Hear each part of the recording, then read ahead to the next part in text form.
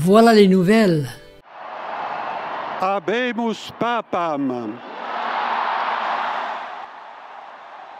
Des milliers de personnes sur la place Saint-Pierre au Vatican ont accueilli la nouvelle comme si c'était la voix de Dieu lui-même qui parlait. Pourquoi une telle ferveur? Pourquoi va-t-on exalter tant de simples hommes? L'élection du nouveau pape ne peut pas laisser indifférent l'étudiant de la prophétie. Je voudrais aujourd'hui, dans notre étude, répondre à cette question. Le fait que le cardinal américain Robert Francis Prévost, Léo XIV, ait été élu comme pape, peut-il avoir une signification prophétique? Le président américain Donald Trump a tout de suite réagi favorablement à son élection. Il a dit que c'est un grand honneur pour l'Amérique. La tradition historique protestante des États-Unis a toujours vu l'institution papale d'un mauvais œil. Les pères pèlerins, fondateurs de l'Amérique, ont fui l'Europe à cause de la persécution papale. C'est pourquoi les États-Unis n'avaient pas de relations diplomatiques avec le Vatican. Ce fut le président Ronald Reagan qui établit un ambassadeur au Vatican pour la première fois en 1984 dans la personne de William Wilson. Les protestants américains, qui constituent la majorité des citoyens du pays, s'étaient toujours opposés à avoir une ambassade au Saint-Siège, et c'est bien logique à la lumière de l'histoire et de la prophétie. Alors comment comprendre un tel revirement de l'histoire? La prophétie biblique révèle quelque chose qui puisse nous permettre de comprendre cet événement?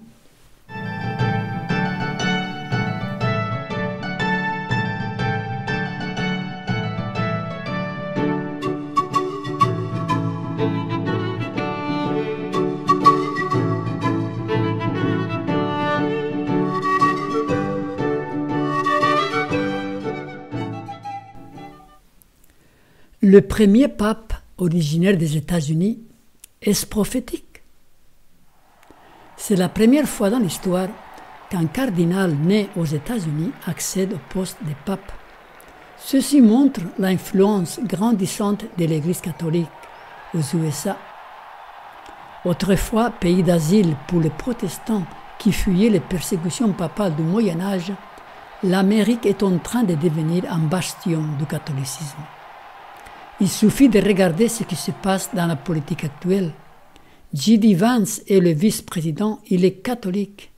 Marco Rubio, le secrétaire d'État, catholique aussi. Amy Coney Barrett, membre de la Cour suprême de justice, catholique. Elle a été nommée par Donald Trump en plus. Nous assistons à la réalisation de la prophétie. Le chapitre 13 du livre de l'Apocalypse retrace les derniers événements de l'histoire. Et que voyons-nous dans ce chapitre? Nous voyons que la puissance américaine va hisser la papauté à la position qu'elle avait autrefois. Il nous est dit, et elle, c'est les États-Unis, séduisait les habitants de la terre par les prodiges qui lui étaient donnés d'opérer en présence de la bête, disant aux habitants de la terre de faire une image à la bête qui avait la blessure de l'épée et qui vivait. Et c'est la papauté. Oui, à un moment donné dans le futur, la papauté va être adorée. Il nous est dit, verset 8, « Et tous les habitants de la terre l'adoreront, ceux dont le nom n'a pas été écrit de la fondation du monde dans le livre des vies de l'agneau qui a été immolé. » La bête qui monte de la terre des États-Unis va faire des lois oppressives pour contraindre les hommes et les femmes à l'obéissance et la soumission aux lois de la bête qui monte de la mer, la papauté. Et il lui fut donné d'animer l'image de la bête, afin que l'image de la bête parlât, et qu'elle fit que tous ceux qui n'adoreraient pas l'image de la bête fussent tués. Comment ceci va se réaliser? Le livre de Daniel au chapitre 11 retrace aussi les derniers mouvements prophétiques vus sous un angle légèrement différent, mais avec le même aboutissement. Le chapitre 11 retrace l'histoire prophétique en employant deux images. le roi du Nord, au septentrion, et le roi du Sud, ou le roi du Midi. En commençant par l'empire médo-perse, verset 1, il nous a dit « Et moi, la première année de Darius de Mède, j'étais auprès de lui pour l'aider et le soutenir. » Donc à partir de l'empire médo-perse, au verset 5, on nous parle du roi des Midi. Et ce roi des Midi, c'est une des 4 parties de l'empire grec fondé par Ptolémée. Au verset 6, il nous est dit, au bout de quelques années, ils s'allieront et la fille du roi des Midi viendra vers le roi du Septentrion pour rétablir la concorde. La fille du roi des Midi, donc c'est Cléopâtre, la fille du roi de l'Égypte, de la dynastie de Ptolémée, qui vient vers le roi du Septentrion, c'était l'Empire romain, pour rétablir la concorde. Et l'épousa Jules César, et ils eurent un enfant en plus. Ensuite, l'histoire de l'Empire romain nous est rapportée jusqu'au verset 31, où un nouveau pouvoir apparaît. Lisons verset 31. « Des troupes se présenteront sur son ordre, elles profaneront le sanctuaire, la forteresse, elles feront cesser le sacrifice perpétuel et dresseront l'abomination du dévastateur. » Il est important de comprendre ces versets, car un nouveau pouvoir apparaît. L'abomination du dévastateur fait référence au système papal. C'est la naissance de la papauté. Elle a fait cesser le sacrifice perpétuel, qui représente la grâce. Le système catholique introduit le salut par les œuvres, prétendant rendre caduque la grâce, ce dont il méritait de Dieu, qui ouvre la porte du salut pour l'humanité.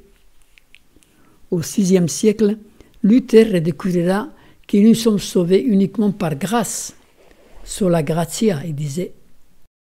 Et à partir du verset 31, le roi du Nord, c'est le Septentrion, fait référence au système papal, la papauté, jusqu'au verset 40. D'ailleurs, dans la Bible, Satan prétend être le roi du Septentrion, alors que ce poste appartient à Dieu. Vous pouvez voir Ésaïe 14, 13 à 14. Les versets 30 à 36 du chapitre 11 présentent la période de temps couvrant la transition entre la Rome païenne et la Rome papale. Ces versets sont parallèles à la séquence des événements des versets 40 à 45 qui représentent aussi une période de transition. Les versets 36 à 39 présentent la description du sujet principal du livre de Daniel, la papauté. Et à partir du verset 40, nous sommes dans le temps de la fin. Et c'est quand le temps de la fin? Prophétiquement parlant, c'est à la fin des 1260 années de persécution papale. C'est au moment où la papauté reçoit la blessure mortelle, où elle perd momentanément la direction du monde, c'est-à-dire en 1798. Il nous est dit, verset 40, « Et au temps de la fin, le roi du Midi se heurtera contre lui. » Qui est le roi du Midi? Quelle puissance militaire a fait ceci? C'est la France. Le 15 février 1798, le général Berthier déposa le pape et le ramena prisonnier en France, où il mourut l'année suivante. Ce fut la blessure mortelle que la papauté reçut et qui avait été annoncée d'avance. Et j'ai vu l'une de ses têtes comme blessée à mort. Donc nous voyons que la France est, au temps de la fin, le roi du Sud, car il est dit qu'il heurterait le roi du Nord. La France est, au temps de la fin, le roi du Sud, représenté par l'Égypte, car l'Égypte incarne l'athéisme, le rejet de Dieu. Exode 5, verset 2. Dans le livre de l'Apocalypse, chapitre 11, nous avons une description détaillée de ce que la France, la bête qui monte de l'abîme, fit contre la religion chrétienne et contre les témoins, la parole de Dieu. La Révolution française donna naissance à certains mouvements philosophiques et politiques. Humanisme, communisme, sécularisme, athéisme, évolutionnisme. Ce sont les différents visages de la 6e tête de la bête, qui, comme nous avons expliqué dans d'autres vidéos, sera en place jusqu'à ce que la 7e, la bête qui monte de la terre, prenne la place que la prophétie lui a assignée. Donc le 6e roi, a remplacé le 5e. Et rappelez-vous comment chacune des têtes de la bête a été remplacée par la tête suivante. Les grains de la philosophie de la Révolution française germèrent plus tard lors de la révolution bolchevique de 1917. Donc ce roi du Sud fut la France en 1798 et plus tard, à partir de 1917, il se montra sur notre visage, la Russie, et à partir de la Deuxième Guerre mondiale, ce fut les URSS, le bloc communiste, basé sur une philosophie matérialiste, athée, où la religion était interdite et où les chrétiens souffrirent la persécution et le martyre. C'était l'athéisme d'État. La Bible prédisait que la blessure mortelle de la papauté allait guérir. Il nous a dit « mais sa blessure mortelle fut guérie ». Aujourd'hui, il ne restait même pas de cicatrices. Ainsi s'accomplit la prophétie qui disait que toute la terre était dans l'admiration derrière la bête. La deuxième partie du verset 40 de Daniel 11 nous parle d'une contre-attaque du roi du Nord envers le roi du Sud. Lisons, « Et le roi du Nord fondra sur lui comme une tempête. » Donc il fondra sur le roi du Sud ou du Midi. Quand est-ce que cela s'est produit? Peut-on voir dans ce verset la chute du communisme et l'athéisme d'État? Quand est-il tombé? En 1989, exactement 200 ans après le début de la Révolution française. Le roi du Nord, la papauté, fondra sur lui, sur la URSS, comme une tempête. Ce fut justement cette expression qui fut choisie par l'éditeur du magazine Newsweek pour parler de la chute du communisme dans un article publié le 25 décembre 1989. Nous avons vu que le sixième roi est incarné actuellement par les philosophies qui furent le produit de la Révolution française. Le sixième roi a en fait plusieurs visages. Le communisme et l'athéisme d'État en est un. Apocalypse 11, 7, 8. Quand ils auront achevé leur témoignage, la bête qui monte de l'abîme leur fera la guerre, les vaincra et les tuera. Et leurs cadavres seront sur la place de la grande ville, qui est appelée dans un sens spirituel Sodome et Égypte, là même où leur Seigneur a été crucifié. On voit dans ces versets que cette bête qui monte de l'abîme a plusieurs visages. Sodome représente la licence, la débauche, les plaisirs, la sensualité, l'égoïsme. Et l'Égypte représente l'athéisme, l'arrogance, l'incrédulité. Tout ça, on le retrouve dans cette bête, dans notre époque actuelle.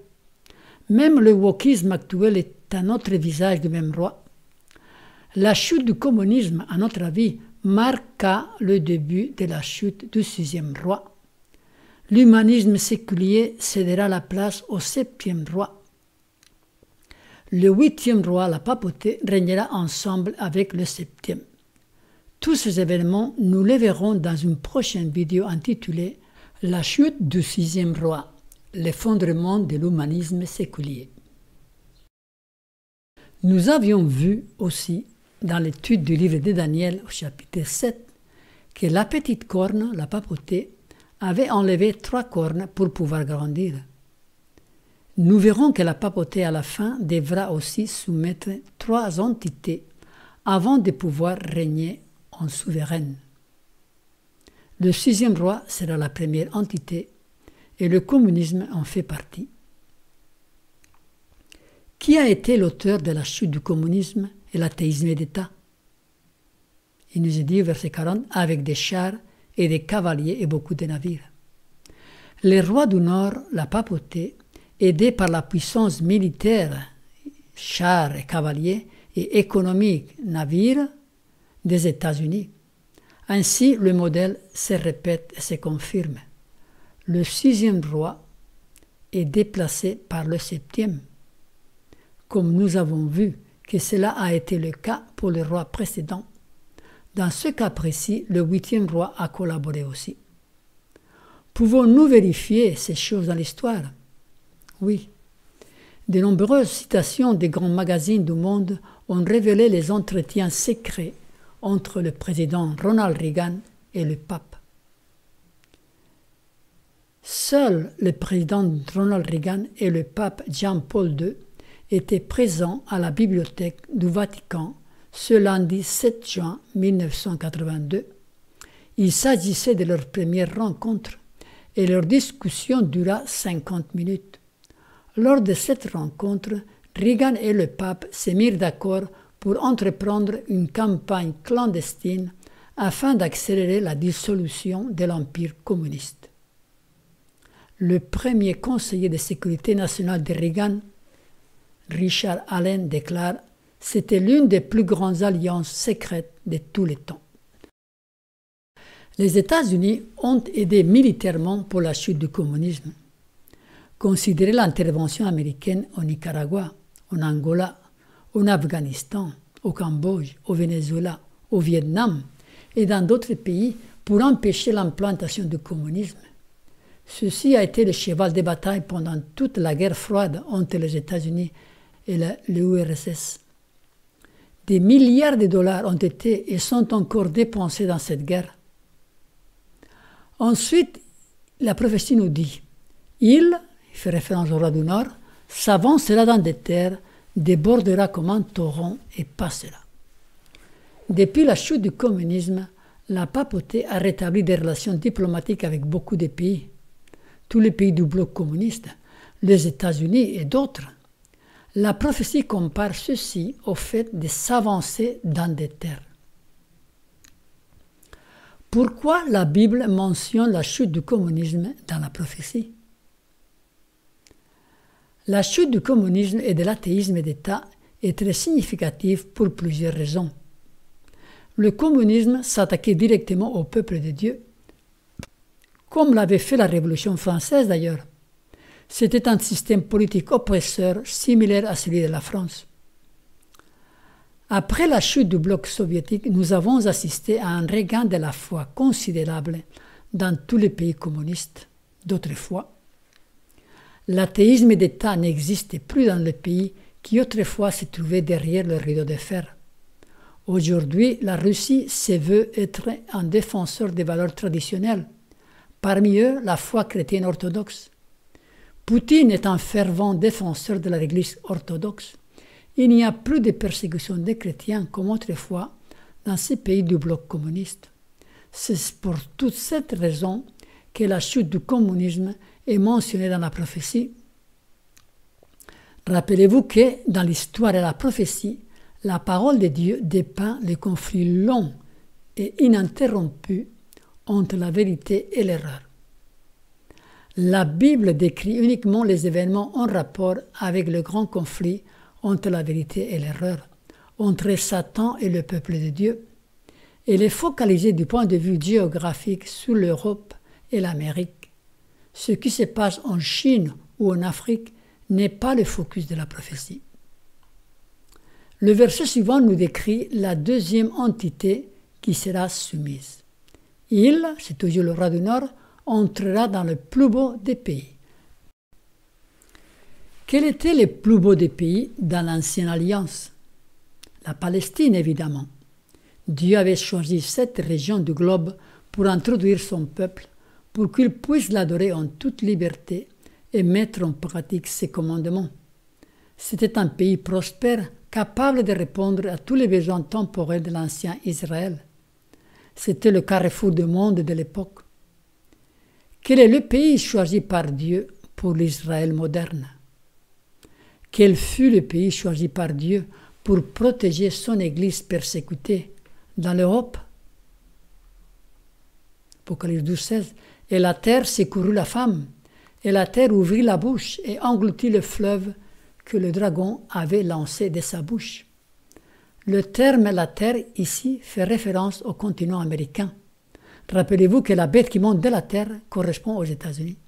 La même expression est utilisée au chapitre 12 pour montrer que le continent américain servirait d'asile à la femme, à l'Église, qui était persécutée en Europe. Quel fut le pays qui donna naissance à la dernière Église, au dernier mouvement prophétique chargé d'annoncer au monde le jugement et la fin du temps de grâce? Les États-Unis, sans aucun doute. Les États-Unis ont été prévus pour être un asile pour son peuple. Ce pays a été choisi par Dieu pour accomplir le même dessein pour l'Israël moderne que ne l'était la Palestine pour l'ancien Israël. Les États-Unis ont été abondamment bénis par Dieu. Ils sont devenus la première puissance mondiale.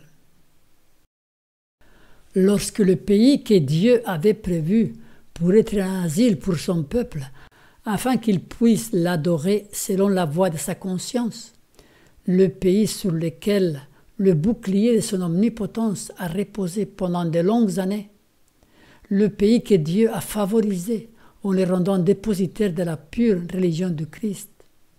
Lorsque ce pays abjurera par ses législateurs les principes du protestantisme et favorisera l'apostasie catholique en falsifiant la loi de Dieu, c'est là que sera révélée l'œuvre finale de l'homme des péchés.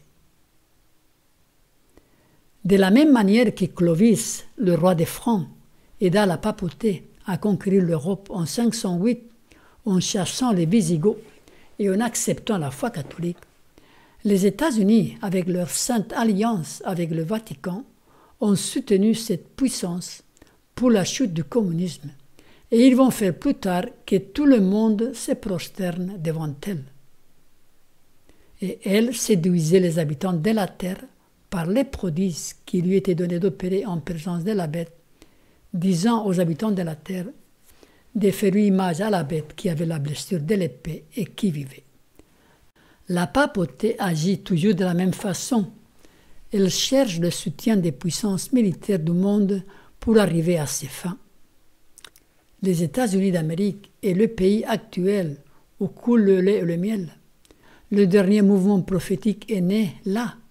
C'est bien ce pays qui soutient avec plus de moyens l'œuvre mondiale d'évangélisation. Dieu l'avait prévu ainsi. Donc la deuxième entité à être soumise par le roi du Nord, par la papauté, ce sera le plus beau des pays, les États-Unis. Ceci est en train de se faire et c'est l'objet de cette étude. On pourrait dire que dans l'accomplissement prophétique de l'histoire, nous sommes au verset 41 de Daniel 11. Le catholicisme est en train de gagner du terrain aux États-Unis. Depuis Ronald Reagan, les choses ont beaucoup avancé. Les relations diplomatiques se sont établies entre les deux États. Le mouvement œcuménique est en train de balayer les différences entre catholiques et protestants. Quand le plus beau des pays sera soumis, il nous est dit que le roi du Nord étendra sa main sur divers pays et le pays d'Égypte n'échappera point. Divers pays représentent le monde. Ceci sera la troisième et dernière conquête avant d'avoir la suprématie totale. Et ceci est mentionné aussi dans l'Apocalypse 17, verset 12. Les 10 cornes que tu as vues sont 10 rois qui n'ont pas encore reçu de royaume, mais qui reçoivent autorité comme rois pendant 1 heure avec la bête. Ces 10 rois sont les divers pays mentionnés en Daniel 11. Il nous est dit que le pays d'Égypte n'échappera point. C'est la chute complète du 6e roi, car nous avions vu que la bête qui monte de l'abîme, le 6e roi, est comparée à l'Égypte. Il nous est dit dans un sens spirituel, ils sont appelés Sodome et Égypte. Donc l'Égypte est synonyme d'athéisme et Sodome de débauche. Donc voyons, comparons les séquences prophétiques du livre de Daniel avec l'Apocalypse. Il y a 3 entités.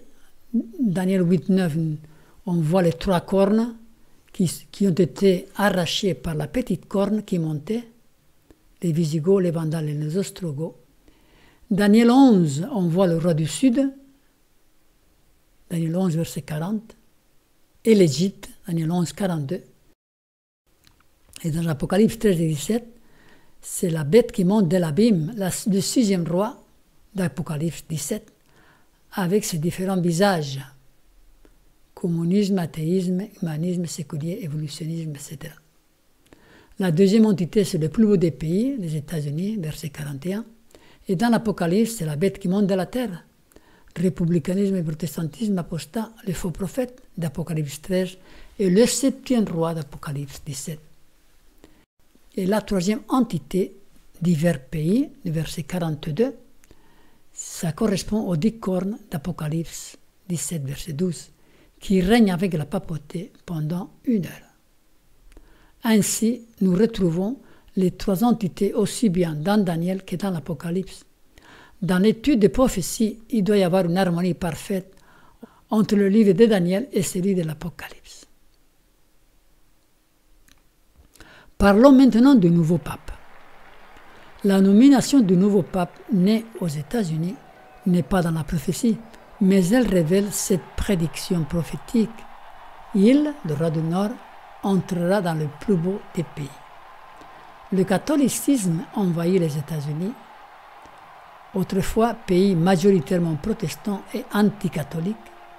Les États-Unis sont en train de subir une très grande transformation à ce niveau-là. Les fondateurs de la nation annonçaient fièrement un pays sans roi, une église sans pape. Mais la prophétie ne peut pas se tromper. Elle est une réalité annoncée d'avance. Considérez les membres du gouvernement actuel. J.D. Vance, le vice-président, est un nouveau converti au catholicisme. Il était baptiste auparavant. Sur le plan sociétal, il porte une idéologie catholique ultra-conservatrice.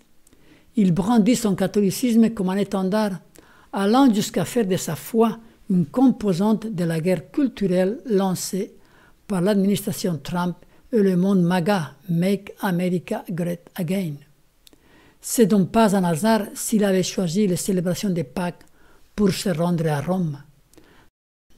J.D. Vance et le nombre croissant de néo-catholiques qui se regroupent autour de lui se réfèrent également à la doctrine sociale catholique comme fondement de leur vision d'une renaissance religieuse sociétale. Face à l'élite libérale qui s'oriente vers les droits illimités de l'individu, Vance met en avant le communautarisme orienté vers le bien commun. Il souhaite que la société post-libérale soit soumise aux valeurs morales de l'Église catholique et à sa doctrine sociale, visant en fin de compte un État chrétien nationaliste. Et si vous avez remarqué, il s'est empressé d'aller rendre visite au nouveau pape pour le féliciter. Il a été le premier. Imaginez si un jour J.D. Vance devient le président. Marco Rubio, le secrétaire d'État, il est catholique aussi. Il est initialement baptisé dans la foi mormone, puis devient baptiste et enfin catholique. Il est le fils d'une famille d'origine cubaine. Il affiche ouvertement sa foi catholique. Il est apparu dans les médias avec sa croix de cendre sous le front lors de la fête catholique des mercredis de cendre. Il était aussi dans la délégation qui a rendu visite au pape Léo XIV. Amy Coney Barrett. Parmi les juges à la Cour suprême, il y a cette femme, nommée par Donald Trump lui-même, fervente catholique. Ses positions anti-avortement et sa proximité avec des groupes religieux tels que People of Praise en font une candidate privilégiée pour les conservateurs. Si ce groupe, People of Praise, est officiellement œcuménique, ouvert aux chrétiens de différentes confessions, la majorité de ses membres est catholique. Et plus encore, la Cour suprême américaine est actuellement composée de 6 juges catholiques, 2 protestants et 1 juif. L'Église catholique connaît une croissance sans précédent parmi la population américaine. La politique républicaine actuelle s'oppose de manière directe à l'humanisme séculier. On peut voir le clash direct entre le 6e roi et le 7e. La prophétie prédit le règne du 7e roi et celui-ci régnera avec la papauté, le 8e. Apocalypse 17, 11, et la bête qui était et qui n'est plus, est elle-même un 8e roi, et elle est du nombre de 7, elle va à la perdition. Ces 2 entités agiront ensemble. C'est l'image que l'on voit dans l'Apocalypse 17 d'une femme assise sur une bête à 7 têtes. Il me transporta en esprit dans un désert, et j'ai vu une femme assise sur une bête écarlate, pleine de noms de blasphème ayant 7 têtes et 10 cornes. La femme représente une église, dans ce cas la papauté. Cette femme est pleine de noms de blasphèmes, donc c'est une église corrompue. Et la bête qui la porte est la bête qui monte de la terre, les États-Unis. Et l'ange donne l'explication à Jean. L'ange me dit, pourquoi t'étonnes-tu? Je te dirai le mystère de la femme et de la bête qui la porte, qui a les 7 têtes et les 10 cornes. Ensuite, nous avons les détails que nous avons déjà explorés dans d'autres études. La bête que tu as vue était, elle n'est plus. Elle doit monter de l'abîme et aller à la perdition. Et les habitants de la terre, ceux dont le nom n'a pas été écrit de la fondation du monde dans le livre des vies, s'étonneront en voyant la bête parce qu'elle était, qu'elle n'est plus et qu'elle reparaîtra. Et voilà, je vous mets les tableaux qui aident à comprendre cet énigme. Donc il y a la période de la 5e tête, la bête qui était, elle était, c'était la période de domination papale de 1261, 538 à 1798. Pendant la période de la 6e tête, elle n'est plus, dans le sens où elle ne règne plus comme elle le faisait avant. Elle n'est plus jusqu'à aujourd'hui. Et période de la 7e tête, c'est la bête qui doit monter de l'abîme pour aller à sa perdition, c'est la papauté. Elle réapparaîtra lors de l'installation de la marque de la bête. C'est ici l'intelligence qui a de la sagesse. Les 7 têtes sont 7 montagnes sur lesquelles la femme est assise. La bête a 7 têtes. La première tête, c'était Babylone. Deuxième tête, l'Empire Médo-Perse. Troisième tête, la Grèce. La 4e tête, l'Empire romain. La 5e tête, c'est la papauté. La 6e tête, c'est la bête qui monte de l'abîme, nous avons vu. Et la 7e tête, c'est la bête à 2 cornes qui monte de la terre, les États-Unis. Actuellement, on est encore dans la période de la 6e tête. Et quand il y aura la marque de la bête, c'est là que la 7e tête régnera. Ce sont aussi 7 rois. 5 sont tombés, 1 existe, l'autre n'est pas encore venu. Et quand il sera venu, il doit rester peu de temps. 5 sont tombés, Babylone, Médo-Perse, Grèce, Rome païenne, Rome papale. 1 existe, c'est notre époque actuelle.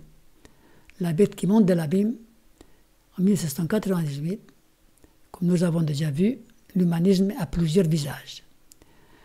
Et le roi qui n'est pas encore venu, c'est la 7e tête, ce sont les États-Unis. Et il nous a dit que cette puissance, cette bête va rester peu de temps. Après, la prophétie nous donne des indices pour comprendre qu'il s'agit de la papauté. Et la bête qui était, qui n'est plus, est elle-même un 8e roi.